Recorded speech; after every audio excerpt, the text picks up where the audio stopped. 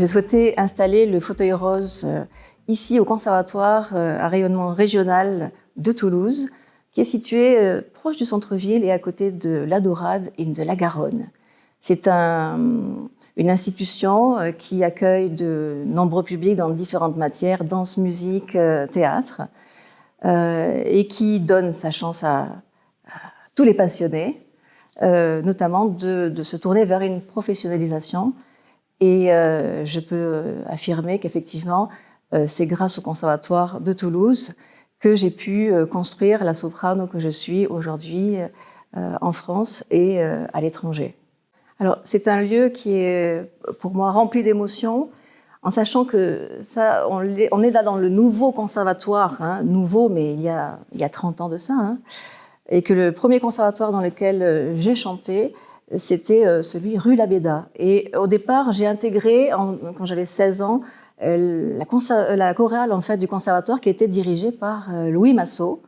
Et Louis Massot m'a dit à la fin d'un concert, écoute, c'est bien gentil comment tu chantes, mais il faudrait que tu arrives à maîtriser ta voix, parce qu'en concert, on n'entend que toi. Et moi, j'avais jamais pensé prendre des cours de chant, voilà. Et mes tantes italiennes m'ont dit, il faut que tu chantes. Et donc, elles m'ont poussée pour passer le conservatoire en art lyrique. Et je ne pensais pas avoir vraiment de chance. D'ailleurs, j'ai proposé un air qui n'est pas adapté à ma voix, l'air de la Habanera de Carmen.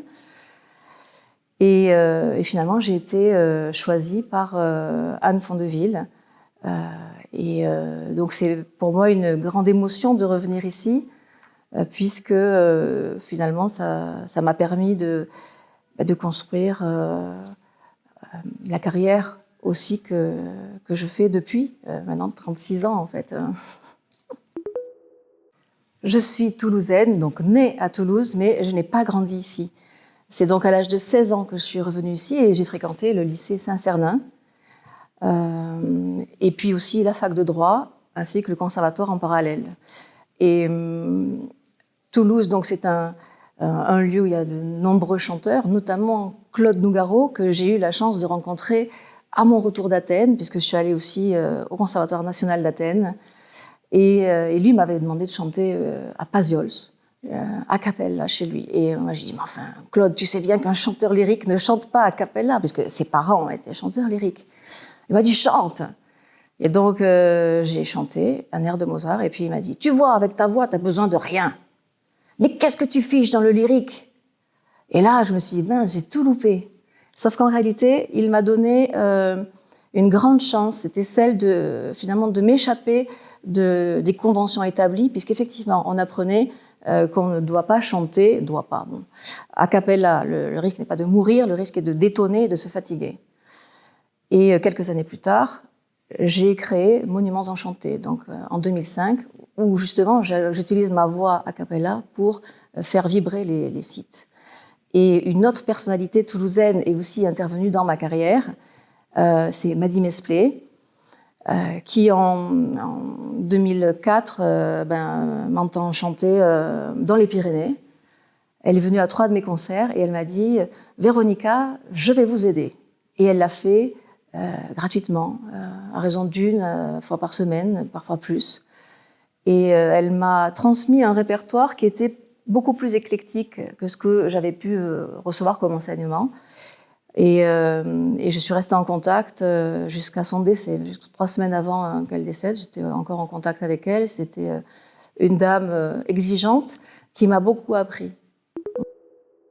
Donc je suis naturellement ambassadrice de la ville de Toulouse depuis plusieurs années. Et également, en tant qu'ambassadeur de la République de Montmartre, je le suis à Toulouse et en Occitanie. Ce qui me permet de chanter de temps en temps un petit sécante pour le rappeler ce qu'est l'Occitanie, notamment les 3/4 de la France, sans vouloir polémiquer, et la beauté de la diversité des langues. Voilà. Ensuite, Toulouse, par exemple, j'avais travaillé avec Jan-Willem Jansen, on avait fait des concerts au musée des Augustins ensemble. J'ai chanté à la cathédrale Saint-Étienne. Extraordinaire. Voilà, c'est des lieux comme ça magiques. Saint-Cernin, la Dorade, évidemment, et les Jacobins. Alors, les Jacobins, Mon cousin, qui était pianiste concertiste, a fait piano jacobin aussi. Donc je connaissais déjà piano jacobin et les jacobins. Mais c'est finalement la ville de Toulouse à laquelle je suis aussi reconnaissante, puisqu'elle a cru à mon concept Monuments enchantés, qui consistait à faire des visites chantées du patrimoine au moyen de ma voix a cappella. Donc c'est aussi grâce à l'Office de tourisme de Toulouse qui a donné une visibilité à mon concept qui était innovant, Monuments enchantés, et qui après j'ai pu le développer finalement dans d'autres villes comme à Saint-Gaudens, Albi, Agde, Beauvais, en France donc, et également le proposer à l'étranger, notamment en Chine, puisque je suis allée chanter 2 fois en Chine, à Shanghai et à Chengdu. Et j'ai obtenu pour ce concept-là 7 prix, dont 2 internationaux.